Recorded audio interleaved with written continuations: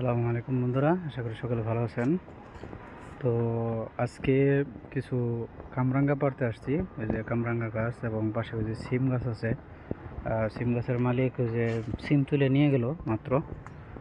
তো সাথে পেঁপে পাড়তে আসলাম, যেমন এই যে দেখতে পাচ্ছেন পেঁপে।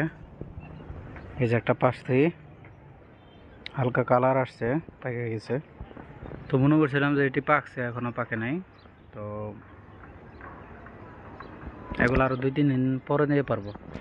আর এখানে এই যে কালাই যে গাছগুলো হয়েছে, আলহামদুলিল্লাহ ফল আসা শুরু হয়েছে। এই যে দেখতে পাচ্ছেন দেখা দেখি আসছে। তো এইগুলো কেটে তারপরে কিন্তু এখানে যে লাগানোর কথা ছিল, তো চারা আনা হয় নাই, এই জন্য লাগাইতে পারিনি। কিন্তু এই যে কালাইয়ের ফলন দেখে কিন্তু আমার কাছে ভালো লাগতেছে। যাই হোক, এগুলো আপনারা কী দিয়ে খান আমি জানি না, তবে এগুলো ওই যে নুডলস বা ইয়ের সাথে, বিরিয়ানির সাথে যে মটর ডাল ব্যবহার করা হয়, তো ওই হিসেবে এগুলো ব্যবহার করা হয়। আলহামদুলিল্লাহ গতবার হয়েছিল আমার 5টা-6টা গাছ ছিল, এবার আলহামদুলিল্লাহ আরও একটু বেশি আছে। তো সবাই দোয়া করবেন। কিছু কামরাঙা পারি, তারপরে আপনাদেরকে ঘুরিয়ে দেখাই আজকের এটা।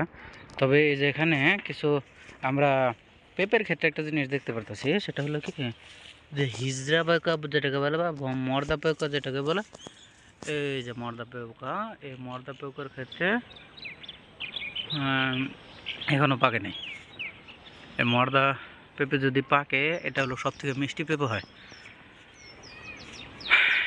তো সবাই ভালো থাকবেন, দোয়া করবেন। আসসালামু আলাইকুম রহমতুল্লাহ।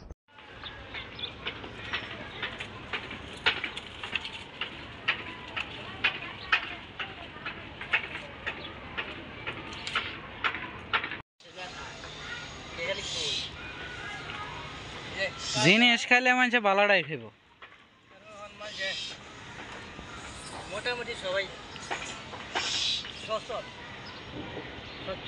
সবাই খায় পারে, 100 টাকা খায় পারে।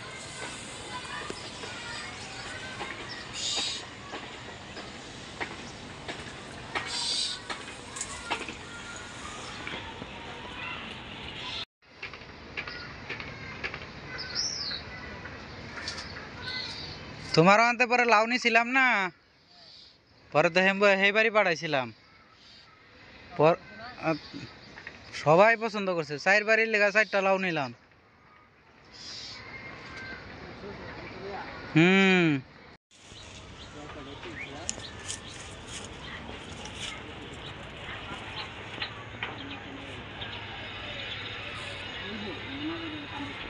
ডিশের লাইন যেমন কাছে কে লাঞ্চের পরে হ্যাঁ এমন করে কে